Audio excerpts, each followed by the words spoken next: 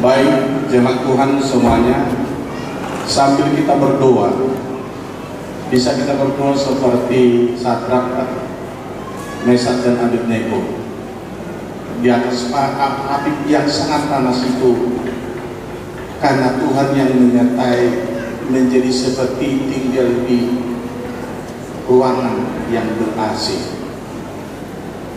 Kami tahu bahwa saudara panas, saya juga panas, itu tidak bisa dipungkiri. Tapi mari kita berdoa dalam hati kita, kita undang Tuhan membuat kita pribadi mampu dan sejuk di dalam suasana sekarang ini, sehingga kita tidak perlu gerak, kita tidak perlu ambil pusing, tapi konsentrasi kepada kuasa Tuhan. Dan kami mungkin akan membicarakan suasana panas ini. Saya pernah berharap AC ini diganti semuanya, tetapi konon harus dipersiapkan berapa sih coba itu kuat. Satu tema, tapi masih pakai AC kontrol. Lalu saya pikir, satu tema. Makanya sulit kami, tapi saya percaya akan ada evaluasi kami untuk AC ini. Nah, memang ruangan kita ini membutuhkan paling tidak 2 kali seperti ini AC, baru mungkin kita tenang dalam suasana ibadah. Tapi begitu pun berdoa, artinya tahankan dan limpahkan supaya seperti Sadrak, Mesak dan Abednego tadi, walaupun mereka berjalan-jalan di atas api, tetapi api itu tidak membuat mereka tersakiti, bahkan tidak ada apa-apa yang membuat mereka takut di sana. Mohon kita tertib dan juga mohon jangan keluar masuk dalam ibadah. Hadirat Tuhan perlu kita hormati dengan kemauan kita mendisiplinkan diri masing-masing. Terutama anak-anak boleh dinasihati dengan agak keras kalau mereka perlu. Demikian, mari kita baca firman Tuhan dari Kisah Para Rasul pasal yang kedua. Kisah Para Rasul pasal yang kedua ayat 37 sampai ayat yang ke-40. Ayat 37 sampai ayat yang ke-40. Kita baca bersama 3, 2, 1. Ketika mereka mendengar hal itu, hati mereka sangat terharu. Lalu mereka bertanya kepada Petrus dan rasul-rasul yang lain, apakah yang harus kami berbuat, saudara-saudara? Jawab Petrus kepada mereka, bertobatlah dan hendaklah kamu masing-masing memberi dirimu dibaptis dalam nama Yesus Kristus untuk pengampunan dosamu, maka kamu akan menerima karunia Roh Kudus. Sebab dari kamulah janji itu, dan bagi anak-anakmu, dan bagi orang yang masih jauh, yaitu sebanyak yang akan dipanggil oleh Tuhan Allah kita. Dan dengan banyak perkataan lain lagi, ia memberi suatu kesaksian yang sungguh-sungguh, dan ia mengecam dan menasihati mereka katanya, berilah dirimu diselamatkan dari angkatan yang jahat ini. Puji Tuhan. Para anak Tuhan, Allah yang kita sembah itu adalah Allah yang berkuasa atas segala yang Dia ciptakan ini. Di dalam Yesaya pasal 51 dan di dalam banyak ayat-ayat kutipan firman Tuhan dalam kitab Yesaya itu juga, Yesaya 48 ayat 12 dan 13, di mana di situ saudaraku dikatakan bahwa Dialah yang menciptakan segala-galanya ini. Oleh karena Dia yang menciptakan, Dia juga yang memelihara. Dia yang memelihara. Sehingga kita pun, saudaraku, yang telah berhimpun di tempat ini milik Dia. Dan Dia yang pernah mati di salib juta itu, setelah dikubur, bangkit dari antara orang mati pada hari ketiga. Dan di sana, di tempat singgasananya, sambil mempersiapkan tempat, Roh Allah Dia suruh untuk kemudian mengontrol kita semua, memantau kita semua.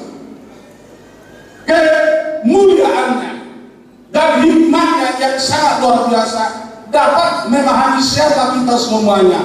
Sehingga seperti dikatakan Raja Daud dalam Mazmur 139, tidak dapat seorang pun bersembunyi ke tempat yang paling gelap, sebab yang gelap itu pun terang bagi Tuhan, terang bagi penglihanan, dan kuasanya dari dahulu, sekarang, dan selamanya tidak berubah.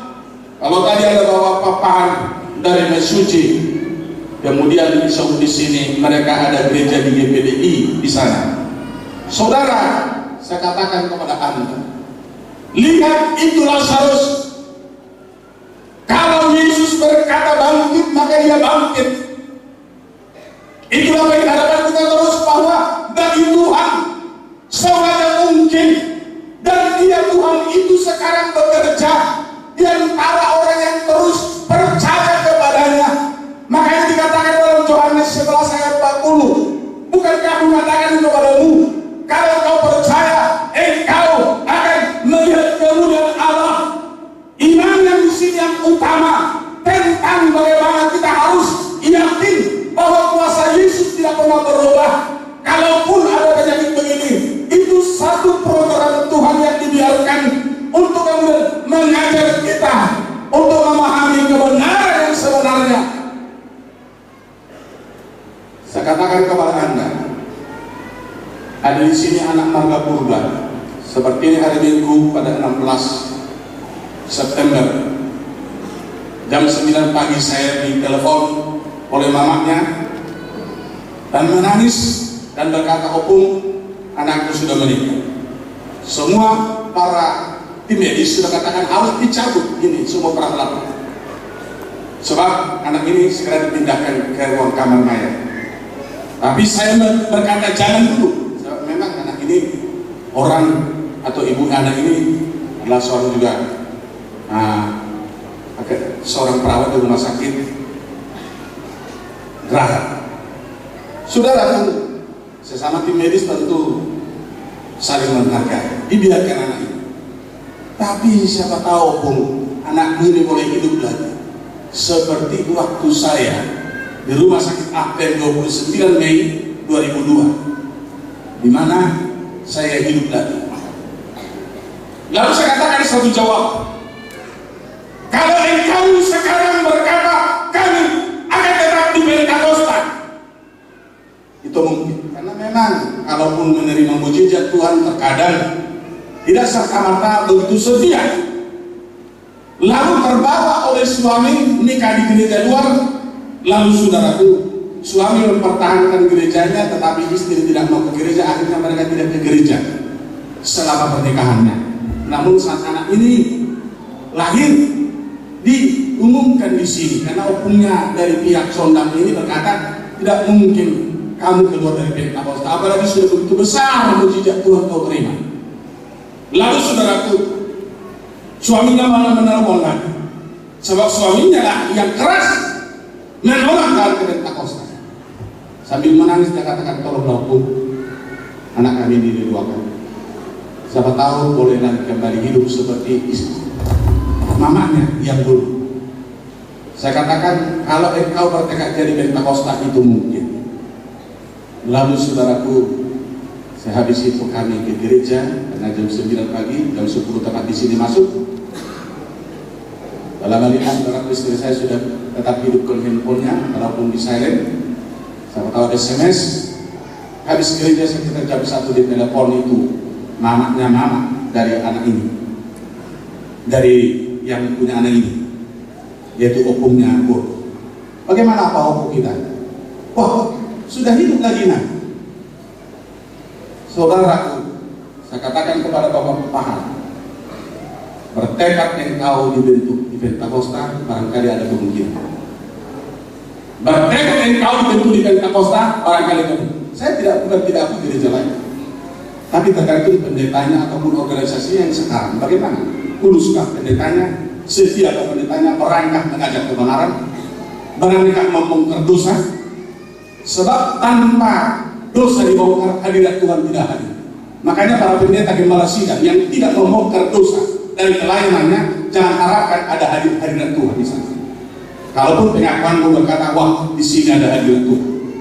Kalau tidak kikis dosa, kalau tidak buang dosa, kalau tidak hancurkan dosa, maka tidak akan ada kehadiran Tuhan di sana. Sebab Yesaya 59 itu bukan main-main.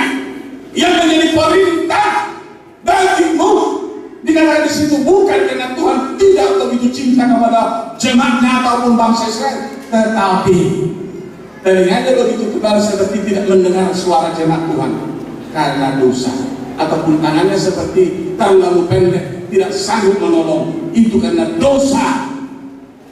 Dosa harus diangkat, dosa harus dibuat, dimulai dari gembala sidang.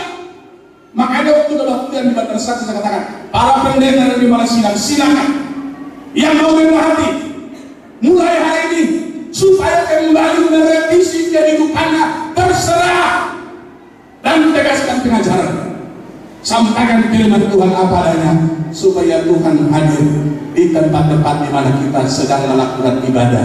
Puji Tuhan, puji Tuhan. Saudaraku Petrus yang berkhotbah pada hari Pentakosta sesudah dia penuh dengan Roh Kudus, lalu kemudian jamaah kuasa firman yang disampaikan oleh Petrus membuat sebuah pendengar sepertinya rasa ketakutan muncul, sehingga dengan gemetar mereka bertanya kepada Petrus. Di sini dia berkata, ayat 37, ketika mereka mendengar hal itu, hati mereka sangat terharu. Lalu mereka bertanya kepada Petrus dan rasul-rasul yang lain, apakah yang harus kami perbuat? Saudara-saudara, saya ingatkan kita para gembala sidang, para hamba Tuhan juga seluruhnya, jangan berkhotbah berdasarkan yaitu analisa-analisa yang kau dapatkan dari luar. Hati-hati, sebab tidak semua buku rohani yang mengandung sesuatu yang bermanfaat buat kita. Barangkali ada yang mengaku hamba Tuhan, tetapi secara tidak sengaja mereka sudah menjadi alat kuasa kegelapan menghancurkan perjalanan orang percaya. Baru-baru ini saya dengar berita pemimpin salah satu gereja terbesar di dunia berkata bahwa Adam dan Hawa tidak seperti kitab Kejadian itu penciptaan, tetapi itu melalui itu teori evolusi. Banyak yang kaget. Tentu kalau orang tidak mengerti firman Tuhan, pasti ini kan sudah ibarat ini pemimpin agama ini. Sudah mulai dia tunjukkan siapa dia. Sudah mulai dia katakan kita lakukan dengan spin salabim, Adam langsung ada. Makanya penyesat itu muncul dari tengah-tengah. Penyesat itu muncul dari kelompok orang Kristen pertama, yaitu orang Kristen yang tidak penuh urapan Roh Kudus. Sebab bagi mereka ini sangat terbatas pemahaman dan pengenalan akan Yesus, dan pasti ada penolakan firman, apalagi tidak terterima oleh akal sehat manusia. Itulah sebabnya Gereja Pentakosta Indonesia saya harapkan harus bergumul untuk penuh Roh Kudus, dan seterusnya berjalan berdasarkan keinginan rencana Roh Kudus, supaya kau saat berkhotbah pun seperti zamannya Petrus ini, telinga terbuka, hati juga Tuhan sudah dirombak oleh firman Allah yang kau sampaikan, karena urapan kuasa Roh Allah dalam khotbah yang kau sampaikan. Di sini saudara dikatakan, apa yang harus kami perbuat? Alkitab mencatat di sini ada 3.000 orang akhirnya mau menyerahkan dirinya untuk kemudian dibaptis. Sebab dikatakan oleh Petrus sini ayat 38, jawab Petrus kepada mereka, bertobatlah dan hendaklah kamu masing-masing memberi dirimu dibaptis dalam nama Yesus Kristus untuk pengampunan dosamu, maka kamu akan menerima karunia Roh Kudus. Ayat 41 berkata di sana, ada 3.000 jiwa dari orang yang mendengar khotbah itu menyerahkan dirinya dibaptis. Apa manfaat baptisan itu? Dikatakan pertama, seluruh dosa yang pernah kau miliki, dosa dari Adam, dosa dari leluhur, dosamu sendiri, semua sirna kalau engkau menerima baptisan seperti dikatakan dalam Alkitab ini. Haleluya, haleluya. Gereja muda-muda sampai abad ketiga murni menerima baptisan seperti yang dilakukan oleh Yohanes ataupun seperti Yesus dibaptis. Baru abad keempat, kalau pintarnya manusia, muncul baptisan percik, muncul baptisan bendera. Hati-hati saudaraku, jadi baptisan percik dan baptisan bendera bukan dari surga, itu dari sarjana teologi yang pintar. Tapi siapakah kita? Mungkinkah manusia mengoreksi perbuatan Tuhan?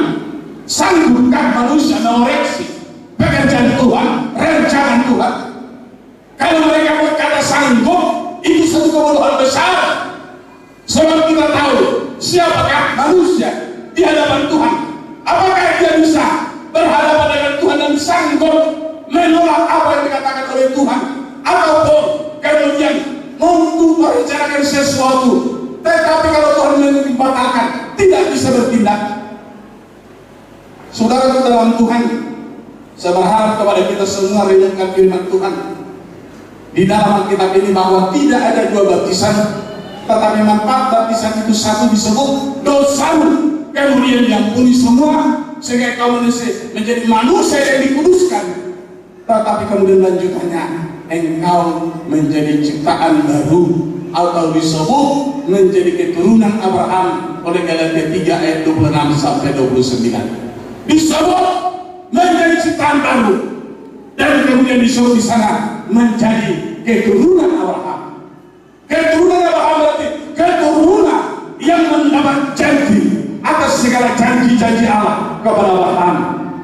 Saudaraku, tidak banyak orang percaya dengan firman Tuhan kalaupun mereka ke gereja, tapi mereka menjalankan ibadah mereka. Makanya dalam Matius 15 ada kritikan pedas dari Tuhan. Mari kita baca dulu Matius 15. Kalau boleh bacakan Injil Cibarani ayat 8 dan 9. Matius 15.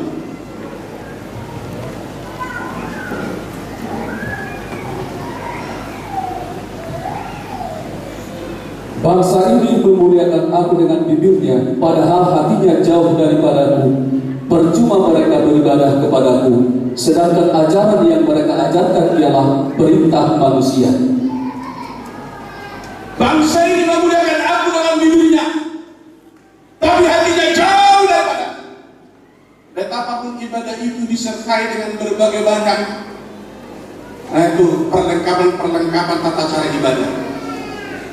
Seperti ada solo-solo, ada pujian dan sebagainya, ada drama. Tapi kalau hanya teori, indah yang digambarkan dengan pohon ara yang tidak berbuah. Seorang anak pendeta dari Jakarta berkata kepada seorang temannya, niat saya memang mau ke Lampung sangat tinggi untuk belajar menginjil, tetapi saya melihat suasana puji-pujian yang monoton, tidak berbeda dengan Pentakosta zaman dulu. Lalu saya katakan kepada orang ini, sampaikan kepada dia, yang utama dalam ibadah itu adalah kehadirannya Tuhan. Pujiannya begitu luar biasa, penyembahannya begitu luar biasa, tetapi tanpa hadir Tuhan, itu barangkali yang disebut dalam Matius 21 pohon ara yang tidak berbuah, yang dari jauh kelihatan hebat, daunnya hijau, tetapi hanya daun tanpa ada buah. Itulah kebanyakan gereja. Oh, mereka menyanjung-nyanjung bentuk tata cara ibadah, tetapi kehadiran Tuhan tidak hadir. Saat dirancang menurut rekayasa pikiran manusia, bukan apa yang ada dalam Alkitab mereka angkat untuk kemudian dibuatkan menjadi satu bentuk tatanan ibadah yang benar. Maka dalam Amos dikatakan, singkirkan daripadamu keramaian puji-pujianmu. Singkirkan, aku tidak senang dengan itu, keramaian puji-pujianmu. Tetapi apa dikatakan saudaraku di dalam sana? Tolong lihat Amos pasal yang kelima. Di situ saudaraku dikatakan satu teguran. Ibadah itu kelihatan luar biasa pujiannya, tetapi saudara Tuhan tidak senang. Sebab apa saudaraku dikatakan? Ada hal yang perlu dipahami, ada hal yang perlu diperhatikan. Ayat 23 sampai 24. Jauhkanlah daripadaku keramaian nyanyian-nyanyianmu, lagu gambusmu tidak mau aku dengar. Tetapi biarlah keadilan bergulung-gulung seperti air, dan kebenaran seperti sungai yang selalu mengalir. Keadilan tidak membedakan si A si B. Wah, ini orang berduit kau ke sini Pak, ini orang miskin. Ngapain itu dipelihara? Itu pertama. Semua kita pandang manusia itu sama. Yang kedua, kebenaran yaitu firman Allah. Firman Allah harus benar-benar disampaikan, harus benar-benar di sini tegakkan. Itu yang utama dalam bentuk ibadah. Makanya kalau seorang sintua mengawinkan anaknya ke Protestan atau gereja lain, kemudian harus dibaptis lagi dengan percik, harus kemudian madu lagi, itu penyengkaran kepada kebenaran, penyengkaran kepada Yesus. Ada rekan-rekan berkata, kenapa harus sekejam itu? Kita harus sadarkan, istilah disikos berarti percobaan dia. Kalau mau bertobat tetap diterima, bukan bercanda. Tetapi kalau tidak mau berubah, gereja tidak mau ditumpuk oleh orang yang merusak tatanan pendidikan pengajaran firman. Tapi masih ada teman-teman yang lain, pendeta rumah ini anak. Oh, baru seperti itu pelanggaran. Itu pelanggaran penyangkalan akan pengajaran firman. Pondasi gereja dirusak, dihancurkan. Karena saudara anggap enteng. Sebab engkau kudus sudah ada dalam naungan yang maha tinggi, berlindung. Kemudian oleh karena engkau terbawa arus, kau keluar dari sana. Oh, kemudian kau ikuti irama dunia. Bukankah engkau perlu diingatkan dalam 1 Korintus pasal yang kelima? Di sana dikatakan. Apa yang dikatakan di sana? Baik, kita baca. Tolong carikan sebentar. Sebab saya berkhotbah tidak sekarang, tapi perlu saudara tahu ada hal yang perlu diingatkan. Ayat 4 dan 5, bacakan. Bila mana kita berkumpul dalam roh, kamu bersama-sama dengan aku, dengan kuasa Yesus Tuhan kita, orang itu harus kita serahkan dalam nama Tuhan Yesus kepada iblis, sehingga binasa tubuhnya, agar rohnya diselamatkan pada hari Tuhan. Ingat, hukuman psikos atau hukuman penyakit yang muncul, makanya kita harus doakan Tuhan hukum dia. Hukum dia. Kalau boleh hukum sampai mati tetapi rohnya jangan binasa. Ini firman Tuhan dari Paulus. Bahkan sehingga dikatakan di dalam ayat terakhir dari pasal ini,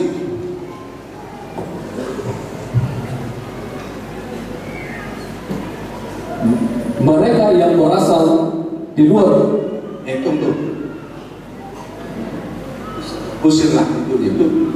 usirlah orang yang melakukan kejahatan dari tengah-tengah kamu. Ya, kejahatan kalau kita tidak mengakui firman Tuhan, tak akan menginjak-injak. Katakan di sini usir. Maka di sini saudaraku tidak ada main-main. Ketahuan, ketahuan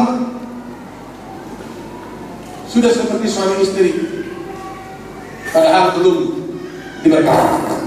Tapi saya skors. Satu goni pun kalian kasih uang kepada saya supaya saya berkati, tidak mungkin saya mau.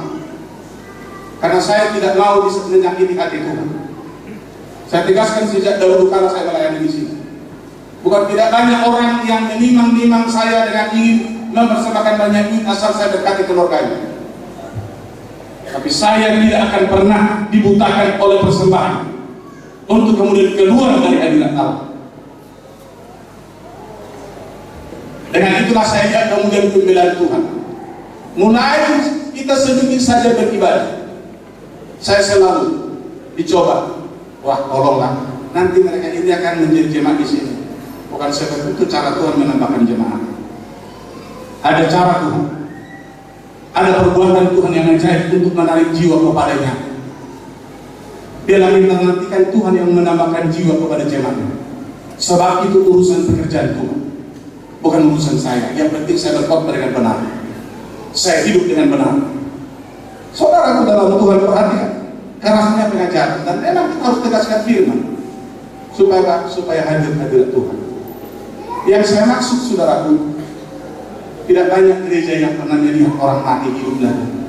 Tapi di gereja ini kita layani sudah 5 orang yang pernah mati jadi hidup lagi. Yang pernah mati itu menjadi hidup lagi. Kenapa? Itu karena kemurahan Tuhan.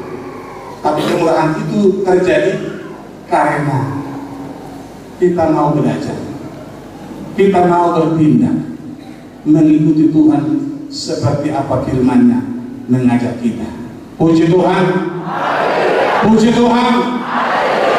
Untuk itu bagi saudara-saudara yang lain, yang memang tadi saya katakan kepada Bapak dari ini suci, saya katakan saya tidak tahu bagaimana mereka, tetapi yang saya tahu permainan para pendeta di desa apalagi main proposal, minta duit dari sana sini, bilang di sini akan ada acara, tapi fiktif semua. Masihkah didengar doanya oleh Tuhan seperti itu? Hati-hati, Anda jangan mengikut pemimpin yang buta. Pemimpin yang buta akan membawa orang atau jemaat yang buta, kemudian boleh terjebur bersama. Tidak sampai ke surga, saudaraku, tengah surga pun belum tentu.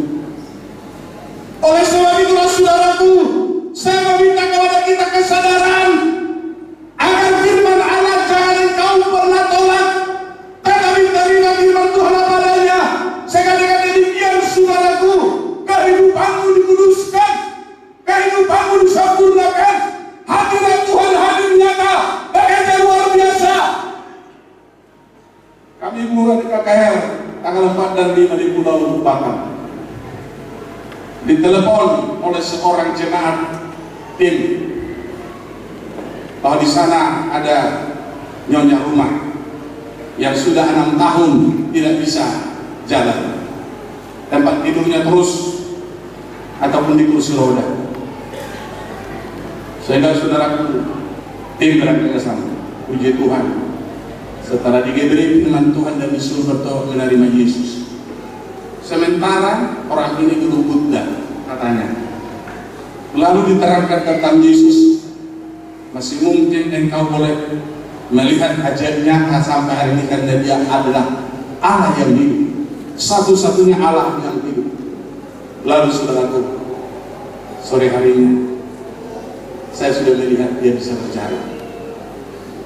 Jadi kalau dia saya suruh jalan lagi, saya bangga dengan kasih Tuhan yang besar. Itu terjadi karena sebelumnya kesurupan malam pertama, ada orang kesurupan. Kata jemaat di sana sudah setahun ini kambuh terus. Setiap ada momen-momen KKR seperti itu sering kesurupan. Lalu saudaraku, kita kemudian bersama menentukan roh jahatnya. Itu yang dilihat jemaat kemudian dipanggil, ditelepon orang lain. Wah, barangkali nyonya saya, sebab dia di situ bekerja, istri salah seorang si tua katanya yang telepon ini. Dia bekerja di rumah itu sebab si Chinese ini pengusaha. Saudaraku, tidak ada hal yang mustahil bagi Tuhan Yesus. Jangankan penyakit ginjal, tetapi yang mati pun hidup lagi. Lazarus semuanya kita percaya itu secara yang nyata, itu fakta yang nyata.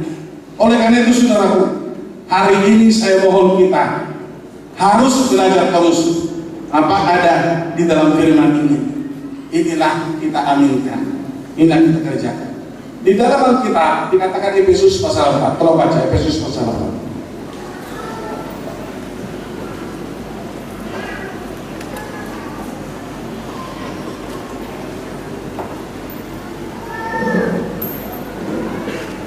Ayat 13. Dan berusahalah memelihara kesatuan roh oleh ikatan damai sejahtera, satu tubuh, satu dan satu roh, sebagaimana kamu telah dipanggil kepada satu pengharapan yang terkandung dalam panggilanmu, satu Tuhan, satu iman, satu baptisan, satu Allah dan Bapa dari semua, Allah yang di atas semua dan oleh semua dan di dalam semua. Iya, salah satu yang dikatakan di situ satu baptisan.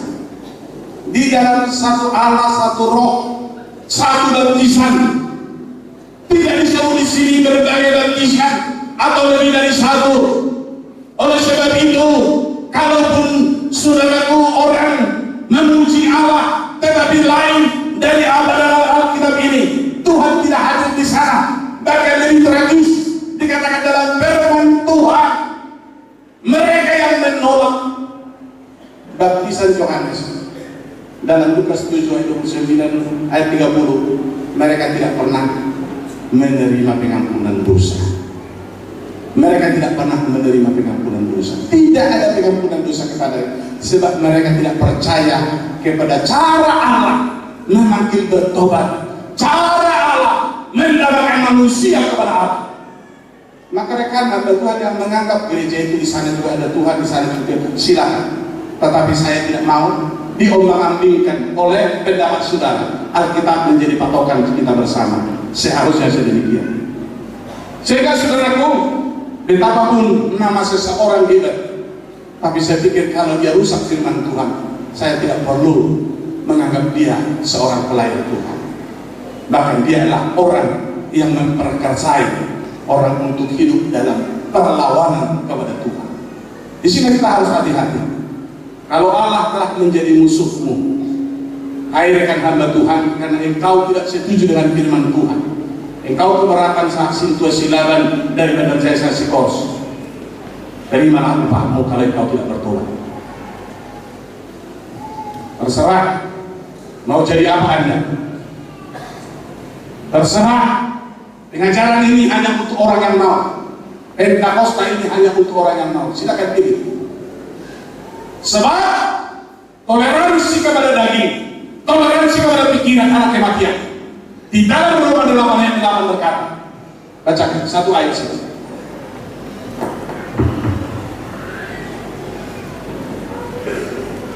Mereka yang hidup dalam daging tidak mungkin berkenan kepada Allah. Ya, hidup dalam dagingnya menurut pikirannya, menurut pemahamannya, menurut pengetahuannya, menurut cara dunia, pertimbangan akal sehat yang menjadi yaitu utama, bukanlah firman, bukanlah iman.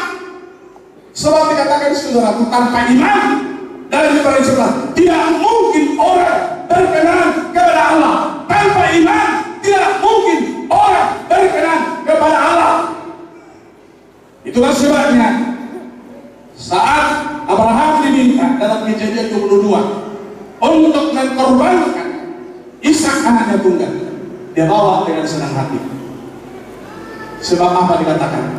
Ibrani 11 ayat 17-18. Di situ berkata, karena Abraham percaya Allah sanggup membuat anakku ini lagi kembali hidup, sekalipun ia telah mati, sekalipun ia telah menjadi arang, tapi Allah sanggup. Luar biasa kesanggupan Allah. Oleh sebab itu jangan engkau bimbang, tetapi bertekad bersungguh-sungguh untuk betul imani firman Tuhan, beribadah dengan benar, maka di sana akan nyata kau melihat mujizat demi mujizat. Haleluya, haleluya.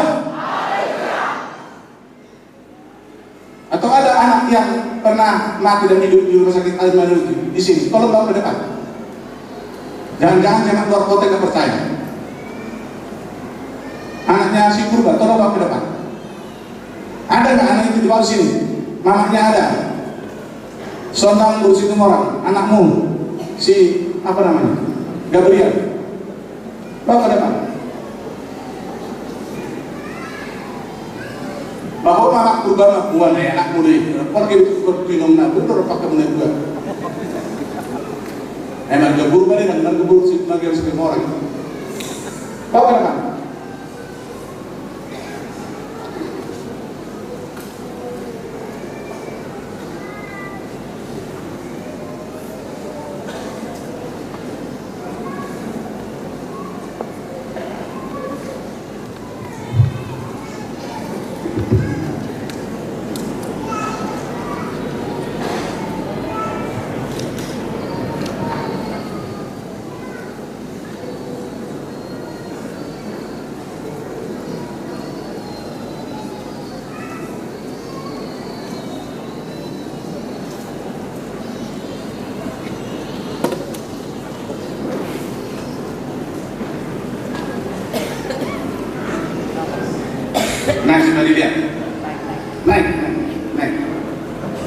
Karena kalau di bawah nggak dilihat, dia kadang yang kecil itu di sini. Naik lagi. Di atas saja. Naik lagi. Naik lagi. Nah, boleh lah di situ. Mamaknya ini dan juga anaknya ini sudah pernah mati. Ini mamaknya 29 Mei hari Rabu 2002 di Rumah Sakit Immanuel Atlet. Ini pendeta Sitorus ini ikut mendoakan. Ngurusi tangga. Ada lagi di sini siapa lagi? Sintua Situmora 29 Mei. Kemudian disaksikan oleh orang yang pakaiannya hanya matanya kelihatan, sebab ruangan itu diisi penuh dengan kelompok. Ada di situ melahirkan kelompok. Mereka itu sangat akrab. 29 Mei, makanya dia telepon. Siapa tahu seperti saya yang pernah mati hidup lagi. Ini anaknya yang nomor 1 yang duduk itu, Gabriel namanya. Sekitar umur 1,2 tahun waktu itu dia. Jadi maksud saya hanya waktu itu luar biasa untuk berkatakan, kalau kalian mau jadi Pentakosta. Jadi itu juga renungan buat Pak. Saya tidak tahu kenapa itu saya singgung hari ini, tapi supaya meyakinkan kamu dan dibantu dengan sepenuhnya berdoa terus saya yakin. Makanya kalau waktu ada negara aku seperti itu juga, saya bilang sama Bapak itu, kalau kalian bertobat sungguh-sungguh dan selalu dibawa ke gereja, untuk didoakan terus. Itu yang saya minta. Karena dokter pun tiap hari belum tentu berubah. Kalau mencuci darah itu kan tidak ada perubahan, hanya untuk membersihkan darah supaya panjang umur, tapi bukan untuk membuat sembuh. Mohon itu dipahami. Bisa kembali. Mohon itu dipahami. Oleh sebab itu saudara, saya minta kepada kita semua hari ini, percayalah kepada firman Tuhan, maulah dibimbing, maulah diajar seturut firman Tuhan, terutama rekan Anda Tuhan, supaya engkau melihat banyak hal yang luar biasa mengemparkan. Lalu dengan itu banyak orang yang kemudian diberkati oleh kesaksian perbuatan Allah yang telah membuat keberkasaan luar biasa itu sehingga mereka diselamatkan. Saudaraku, perlu saya tanya, siapa di antara kita yang belum pernah dibaptis selam, belum dibaptis seperti baptisan air ini? Dari kalangan kaum lahir itu, tolong berdiri. Jangan malu-malu. Yang belum dibaptis seperti baptisan Yohanes, tolong berdiri. Semua, tolong berdiri. Jangan ada yang malu-malu. Kaum bapak, kaum pemuda, remaja, tolong berdiri. Ini saat video di pantiasuhan supaya kelihatan, sebab agak susah melihat dari sini. Saya minta kepada saudara tegaskan imanmu. Terima baptisan air pertama kau terima adalah pengampunan seluruh dosa. Itu manfaat.